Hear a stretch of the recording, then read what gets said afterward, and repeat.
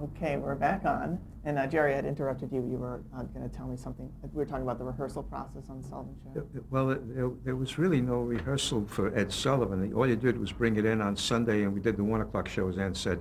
And if it went over at the 1 o'clock show, then you would do it on the at 8 o'clock. The thing about Ed Sullivan that was, I was told, was unique with us, that we didn't have to come in the middle of the week with showing him the material.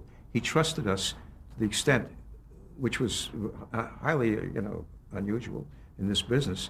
And he'd never redlined us, except a couple of times, which I can talk about at another time. But we came in with the stuff which we had tried out in different clubs, and usually the night before, and we were just hot off the press, so to speak. And the thing that... Well, more than the night before, the week before, we would go different places. And right to the last minute. And you would be making cuts and changes depending on the audience reaction? we'd record ourselves, and We knew it was 7 minutes. 7 minutes is what the contract says. Yeah, 7, well, I didn't feel like it was a contract. It was like a freedom Well, to you do... had a contract, or he wouldn't have paid you. You know, it was That's a contract. life, that's where life... right. Yes, that's right. Don't put him on a pedestal, for God's sake. He is on a pedestal for Oh, me. Jerry, I love please. him. The man was scary. He was scary. Well, I want to tell you, I have... We loved him when he liked us, and he smiled. He would stand over there at the side, and we have friends that do a great imitation, but we're not them. Other guys do. And he would watch, and when he would nod and smile and go, and laugh and say, come over here, that was like, the Pope putting the imprimatur on the book. This is okay. These kids are okay. You're free to laugh and like them. I'll give you my version. And we were grateful. We were obsequiously grateful. Get out of here. I was scared of that man, Jerry. Now, would you like to get the other side? I feel like we're doing a jury in which, guilty, not guilty. Ed Sullivan loved us to the extent that when we were on the air, he would be over to the right at the little pedestal there, and when we went over and we were doing stuff in which two different backgrounds came together, the Irish and the Jewish, and it went over with the audience, his eyes would well up with tears. Now, don't interrupt me, please, miss. Are you serious? Because you like me to interrupt you. No, this is serious. I don't want to do an interview that's serious. No, I'm telling you what my feelings were about this thing. All right, then I'll tell you mine. You've already done it. I got more. The man's gone. A lot of people are gone. Everyone's going to be He gone. gave us our break. We were on 36 and times. I loved him. I loved him when it was happening. He paid us the good bucks, the same as Sammy Davis got. Right. Yes, he never stinted. All he said was, you can't do this 3 weeks until 3 weeks after this on the Johnny Carson show. That's the way he put it. But You couldn't go on the talk but shows and do the sketch. I was just explaining. Once you did it on, you certainly couldn't do it before you were the Sullivan Show, but you could do it like 3 weeks after the Sullivan Show. You could repeat the same sketch, say, if they wanted you on the Tonight Show. But it always had to be new material? No. You could do, the part of the contract, since I brought up the dastardly word contract, is that you could do the sketch on Ed Sullivan live from New York. Later he was taped. But you couldn't repeat that sketch on another television show until 3 weeks after. Then you could do it again. You asked a question. It was at the same material. What happened at times was we got caught up and we couldn't write new material.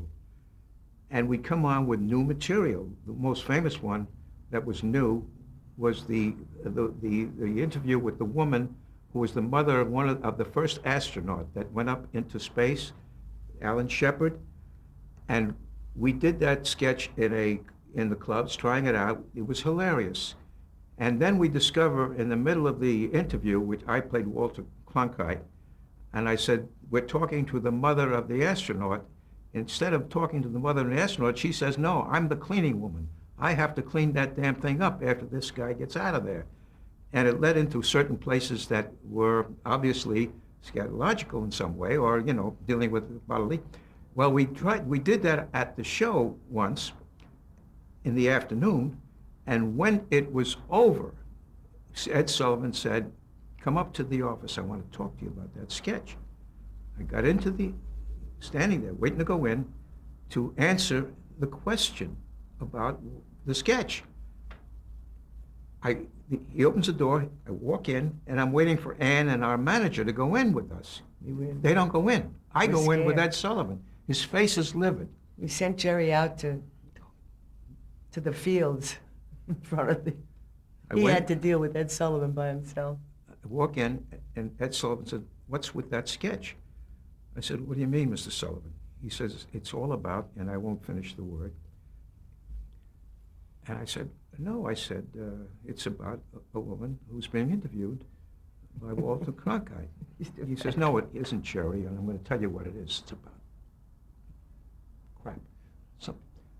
And I said, "Oh," like I didn't know. I didn't know.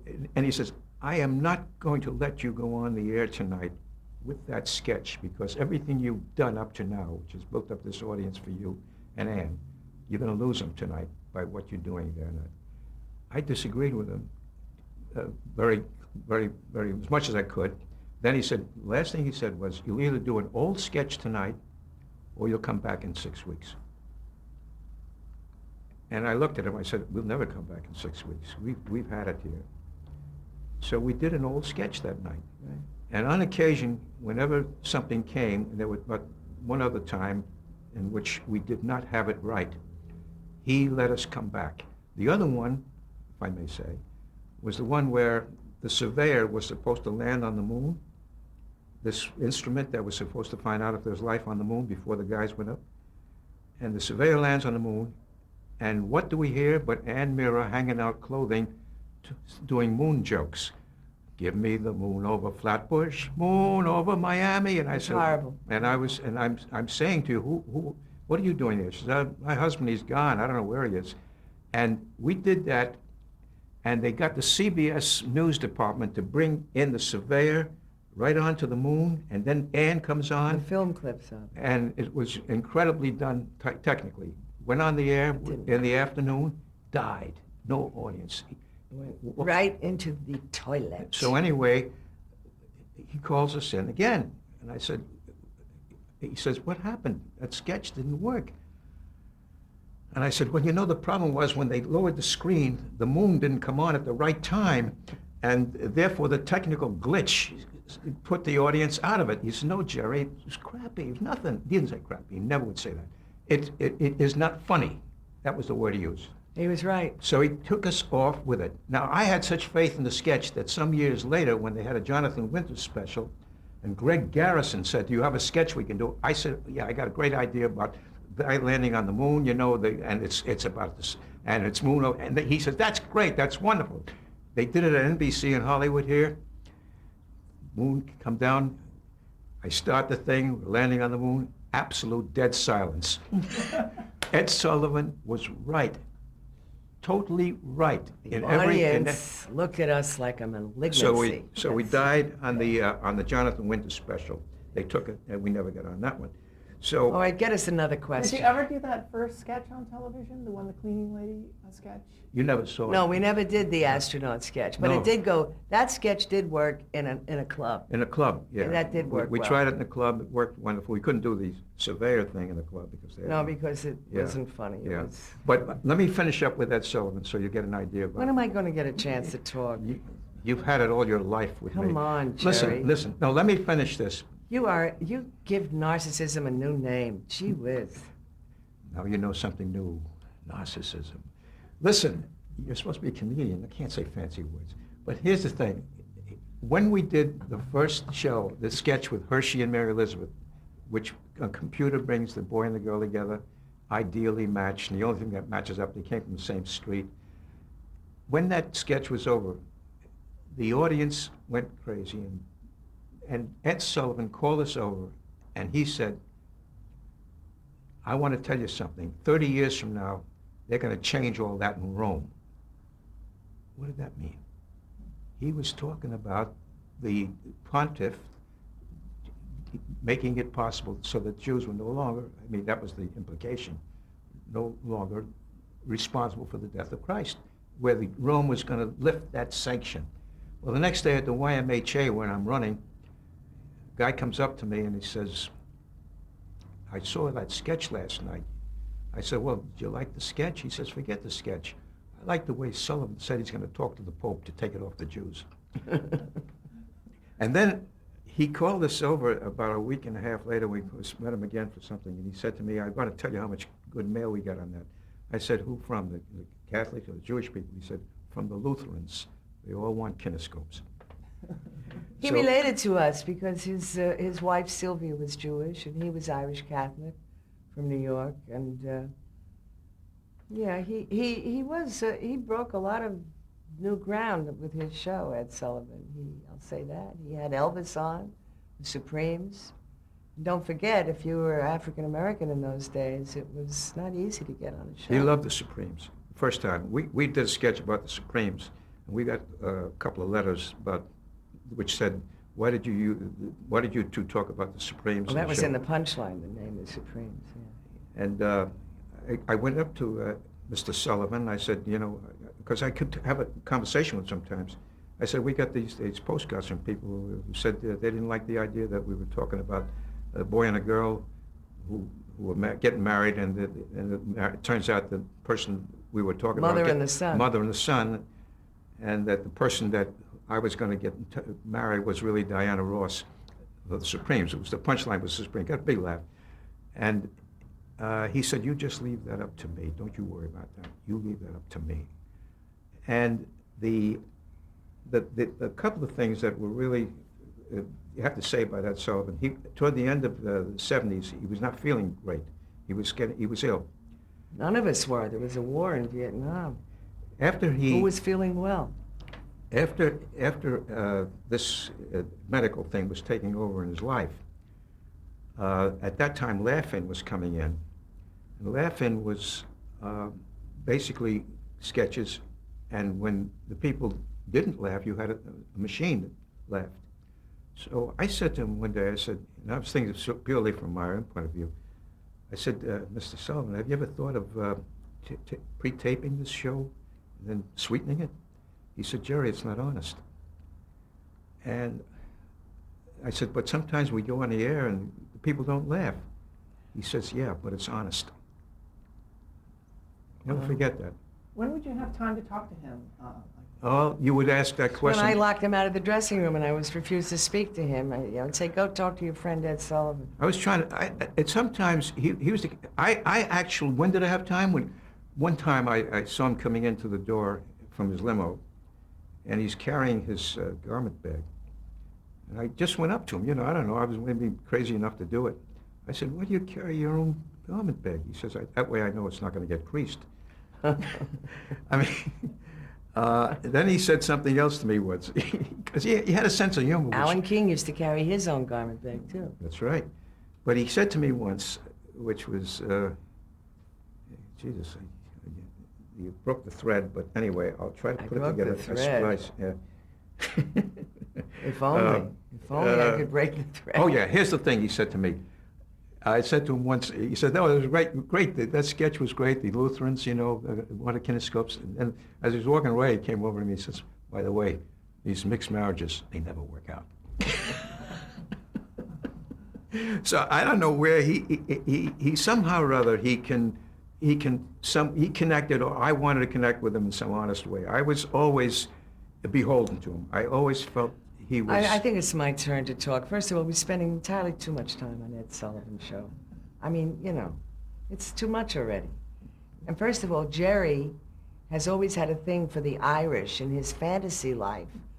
He thinks nuns are exotic and romantic and that priests are lovable. They're all Pat O'Brien, and I don't mean the guy on Access Hollywood. I mean Pat O'Brien, the old movie actor. Who you worked with? And yes, I did. He was a dear man. Ingrid Bergman is a nun. The Bells of St. Mary's. Loretta Bing Young Crosby. was a nun, yeah. And all that, like Come people to the worry about stable. kids today and the pollution of the mind that they get, whatever, from the internet or TV. We were polluted with all this Hollywood crap. Detritus. That's the word. Well, I hate that word, but... Detritus? Yeah. I see, Hollywood... I thought you'd say crap. You said, I said crap, you said detritus. Okay. You say detritus, and I say crapitas. Tomato, potato. Yeah, but I want to mention one thing, that Ed Sullivan had a tendency to mispronounce people's names, the acts. And we never corrected him. Never. How did this affect He your... mispronounced my name. If you lived in New York or the United States, he pronounced my name Meara. If you lived in Tipperary in Dublin, M-E-A-R-A is pronounced as if it was M-A-R-A. And here they are, Stiller and Meara. And not once did we ever correct him, because I'm telling you, we were scared of him. One of the other things that was part of your act was the commercial parodies. Can you talk a little bit about... Commercial parodies yeah, in there our was- act? Yeah. Yeah, we did 3 Oh, you're not commercials. talking about writing commercials for the radio. You're talking about in our act doing In the commercials? act, we Yeah. did commercial, we Parodies, did Italian, we did German, we did Yeah. Israeli. Yeah, I'm well, trying to- that's, What about them? You want to know a little bit about that was them? current, it's like mentioning current products in a play. Those are easy, cheap laughs, What do you mean cheap laughs? in my opinion. No, they weren't cheap laughs. At the time, commercials were very big, and we decided we were new on the scene, and we were going to do foreign language commercials. Yeah. There was a product called Ajax, in which you drop the little thing in the machine and everything, and we turned it into Blitzjacks in German. Blitzjacks, das finish. And then at the end of the whole routine, where it takes out the soils, it does this in German, and at the end of it, I say, do it, or we'll get you, doing a German, parody.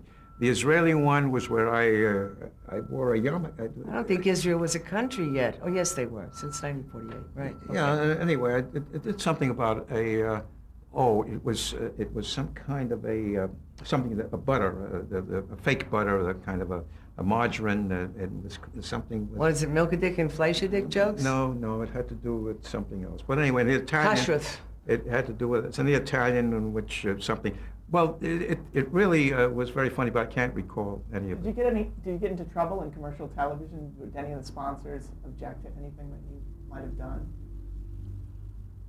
I never heard anything like that. No, I got no big whoops to tell you about that. No. I can tell you. You would permit? Sure. Okay. Stop saying that to me. You're making me like a, No, this a is Bill DeChaya. this is archival. You want people. I to, don't care, archival, please. If they have something better to do on a rainy day than check this Well, out. somebody's going to be in a library someday and look Say at this that, stuff people. and say, Get a what- life." Wait a minute, I got nothing going on in my life today. Let's hear what these two schmageggies were doing at that time. So anyway, yes, the answer to that question, if I may, is that most of all, we were very funny in the commercials. And at one point, we had the say-so on what was going into the commercials, making sure the copy was actually verified, that what we were talking about was... Excuse me, I have to interrupt. You because are. He's talking about the commercial takeoffs we did in our sketch work, not the commercials we wrote. Is that right? Yes. What I said is right. Correct. No, nobody bothered. Nobody We're going to bothered. get to that in a minute. No, but go When ahead. you did your last appearance on Ed Sullivan, did you know it was going to be your last at the time? When was it? I forget. What was our last show? I don't remember.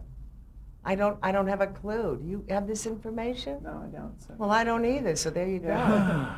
Do you remember? No, I don't remember. You make me laugh. See, when I get the M is from him, I know. What do you think is the legacy of the Ed Sullivan Show? I don't know. I don't have a clue. You got to get on with your life. I mean, that was then, this is now. The legacy is, quite simply, at the time, the vibrant activity of it when it was happening was it gave comedians and performers a venue to be seen. And then they could go out and play nightclubs and command a decent salary because they had said they'd been on the Ed Sullivan Show. So there was a very real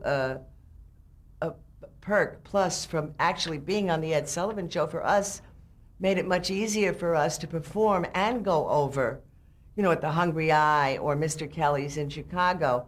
Whereas if we went in cold and we were just two comedians and they didn't know, the man and woman, they do sketches.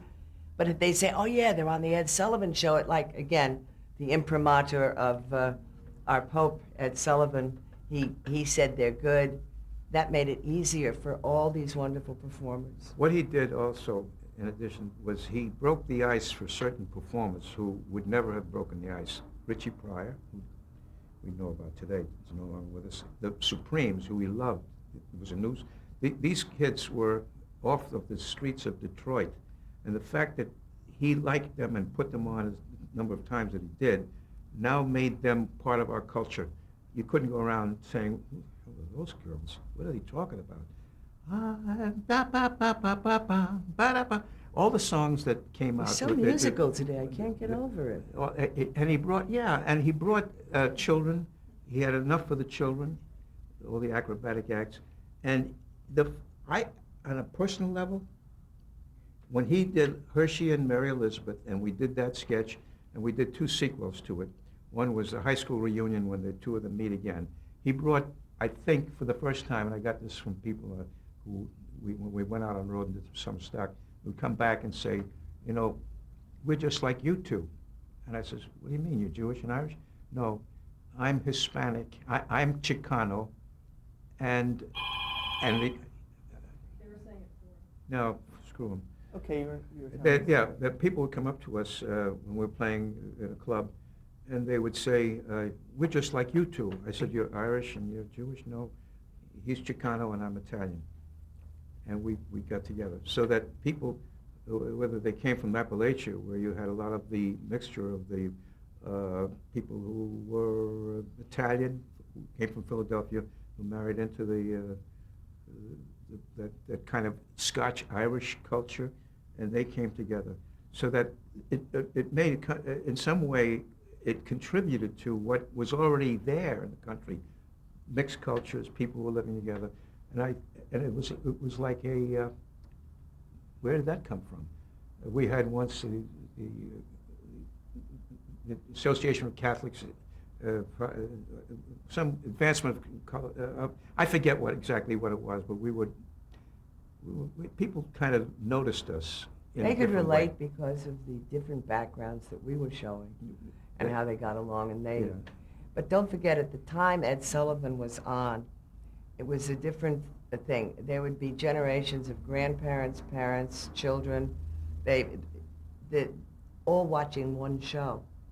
They'd be watching Ed Sullivan or Jackie Gleason or Milton Berle, and it wasn't the narrow casting that you have now. Now you have Comedy Central, thank God, and CBS, NBC, ABC, and all the talking heads on cable, besides the premium, HBO, Showtime, and you have 500 channels. That was not it then. Sunday night, 8 o'clock, everybody... And it would reach the demographic was like the whole different age groups. As Jerry said a minute ago, Sullivan knew that, and he had the jugglers for the kids, or the clowns, or whatever, or the elephant, and the Supremes for the teenagers, and Elvis Presley, and stuff like that. He created, either... And the Beatles, let's not forget the Beatles. You know, in some way, he created this legacy which brought people together in some way. Everybody knew there was a piece of that show that was going to affect them in some personal way. It was vaudeville is what it was, which was before our time, but it was vaudeville on television. Yeah. And he was the compere. He made it happen MC. for you, you know. The song we used to go off with, "What the World Needs Now Is Love, Sweet Love," that whenever we heard that song... See, life to Jerry is a Frank Capra movie. What are you gonna do? I swear to God. What else is there, folks? I don't know. Okay, Yeah. Every time you hear a bell, an angel go, oh, come on. I wanted to mention Mr. Bailey. the Blue Nun radio ads that you guys Yes. did. What was Blue Nun, and was it known at the time that you started to do these radio ads? Well, we were very lucky that Jerry De La Femina, who created the campaign and the ads, he auditioned several groups of people, and I think many comedians, I'm not going to name who, but we were among that group, and he liked us, and we went in and had some head sessions talking about the product, the Blue Nun wine, which was a Liebfrau milk, and coming up with different ideas. What he did, Jerry saw us at the club, the Phase 2, and he was a copywriter who was looking to start his own business. He came up to us he said, someday I'll have my own He was out of his mind ad agency guy. He was just He hilarious. couldn't get a job as an ad agent. He He had didn't a fit the mold. product. He had a client, and it was some Japanese company. I don't know if it was Toyota or Meara or something or whatever at the time in the 70s. And he wrote a book about his experiences with this particular client, and he called the book From Those Wonderful People Who Brought You Pearl Harbor. And that was the logo he wanted to give this company in Japan. From those wonderful people who brought you Pearl Harbor. It really broke. And I think our Japanese-American but friends he- have forgiven him by now, one hopes. Well, but whatever it is, it brought us into the picture in a way that kind of said that I'm going to make a commercial with people who are funny and the product is going to sell. And up to that point, anytime you had humor in a commercial, this goes back to the Wall Street Journal stuff, you never sold the product. Bert and Harry. They did. Bert and Harry did. Yes, they did. They did good, Bert and Harry. I got nothing against Bert and Harry. I'm No, just saying. Bob and Ray did that. Bob and Ray, everybody loved Bob and Ray, and they didn't buy Peel's beer. That's the bottom line.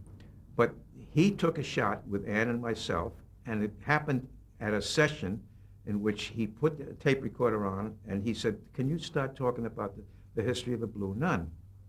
I said, "What Blue Nun?" Ann started talking into the tape recorder.